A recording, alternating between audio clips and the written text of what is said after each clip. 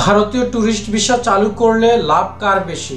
আসলে এই বিষয়টা কিন্তু খুবই একটা যৌক্তিক প্রশ্ন যে যদি ভারতে ট্যুরিস্ট ভিসাটা স্মুথলি চালু করে দেয় তাহলে লাভ কার বেশি? লাভ তো ইন্ডিয়ারই বেশি, কারণ বাংলাদেশে অনেক মানুষ যখন ওই দেশে ভ্রমণ করবে, আপনি হিসাবটা করে দেখুন যে গত বছরে অর্থাৎ এবছর তো এই একটা বছর তো বাংলাদেশের উপর দিয়ে অনেক কিছুই যাচ্ছে, এর আগের বছর আপনার বাংলাদেশ থেকে সর্বমোট 16 লক্ষ মানুষ ইন্ডিয়াতে ভিজিট করেছিল। তার মধ্যে ট্যুরিস্ট ভিসাই ছিল প্রায় 12 লক্ষর উপরে, তার মানে 13 লক্ষই ধরতে পারেন।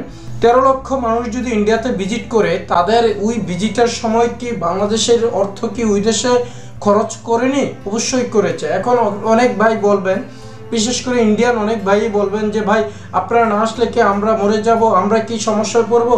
না, আমরা পড়বো না। ঠিক আছে ভাই, আপনারা পড়বেন না, আমি তো বারবার স্বীকার করতেছি ইন্ডিয়া একটা বৃহত্তম অর্থনীতির দেশ। সে জায়গায় আপনারা যদি ভিসা নাও দেন আপনারা চলতে পারবেন, ভালো থাকতে পারবেন, কিন্তু ট্যুরিস্ট ভিসা দিলে তো আপনাদের কোনো লস নেই, লাভই আছে। হ্যাঁ, হয়তোবা বলতে পারেন যে ভাই আপনাদের দেশ থেকে হয়তোবা কোনো সন্ত্রাসী গোষ্ঠী এটা সেটা চলে আসতে পারে।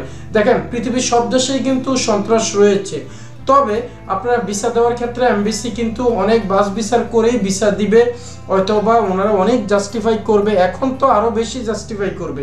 একটা কথা কি যে ইন্ডিয়ান ভিসাটা বাংলাদেশিদের জন্য খুব প্রয়োজন, এই কারণে যেহেতু পার্শ্ববর্তী দেশ, পূর্ব থেকেই কিন্তু ইন্ডিয়াতে বারবার গমন করা হচ্ছে, ভিজিট করা হচ্ছে, এবং কি বিভিন্ন ক্ষেত্রে শুধু যে ট্যুরিস্ট ভিসা ইন্ডিয়া যাওয়া হয় বিষয়টা তা নয়, হয়তোবা ট্যুরিস্ট ভিসার সংখ্যাটা অনেক বেশি। কারণ ট্যুরিস্ট ভিসায় এই দেশে গেলে আমাদের একটাই সুবিধা যে অন্যান্য দেশে যেই খরচগুলো হয় তার চেয়ে কম খরচে যেতে পারবো, স্থলপথে যাওয়া যায়, যেহেতু ইন্ডিয়া বাংলাদেশের 3 দিক দিয়ে বেষ্টিত।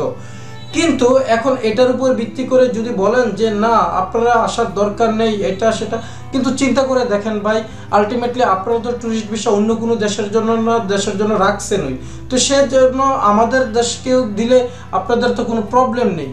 এখন হয়তোবা রাজনৈতিক যে একটা পরিস্থিতি বিরাজমান, এটার কারণে হয়তোবা আপনারা সাময়িক যে সিদ্ধান্তটা নিয়েছেন এটাতে কেউ কোনো বলবেও না, যেহেতু আপনারা মনে করতেছেন যে না নিরাপত্তাজনিত ব্যাপার আছে এটা সেটা, ওকে, এটা স্বাভাবিক, এটা আমরা আমাদের দেশের বেলা হলেও এটাই চিন্তা করতাম। কিন্তু এখন যে পরিস্থিতিটা এটা তো সবসময় থাকবে না, এটা তো ধীরে ধীরে সব কিছুই ঠিক হয়ে যাবে, সেই পর্যন্ত তো অবশ্যই আমাদেরকে একটু ধৈর্য ধরতেই হবে। এরপরে আশা করি যে ট্যুরিস্ট ভিসাটা স্বাভাবিক হয়ে যাবে। আর ট্যুরিস্ট ভিসা দিলে একটা বিষয় কি, বাংলাদেশিদের ক্ষেত্রে সুবিধা হচ্ছে যারা বিদেশে ভ্রমণ করতে পারতেছে না তারা অল্প টাকা স্থলপথে গিয়ে ইন্ডিয়া ভ্রমণ করে বিদেশ ভ্রমণের যে স্বাদ এটা সহজেই নিতে পারে। যেহেতু ইন্ডিয়া 3 দিক দিয়েই, আমি বারবার বলছি যে বাংলাদেশের 3 দিকেই বেষ্টিত ইন্ডিয়া, বিভিন্ন বর্ডারগুলো রয়েছে যে বর্ডারগুলো দিয়ে সহজে ইন্ডিয়া গমন করা যায়, এবং কি ওই দেশে গিয়ে আবার সহজে কিন্তু বাংলাদেশে এই স্থলপথে বাংলাদেশে ফেরত আসা যায়। তো এই দিক দিয়ে কিন্তু একটা সাশ্রয়ী, খরচ কম করেই কিন্তু আপনার ইন্ডিয়া ভ্রমণ করা যায়, সেজন্য এটা বাংলাদেশিদের জন্য একটা বিরাট সুবিধা।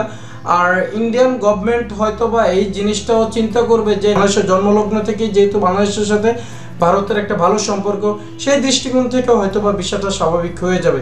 ওকে বন্ধুরা, ভালো থাকবেন, আল্লাহ হাফিজ।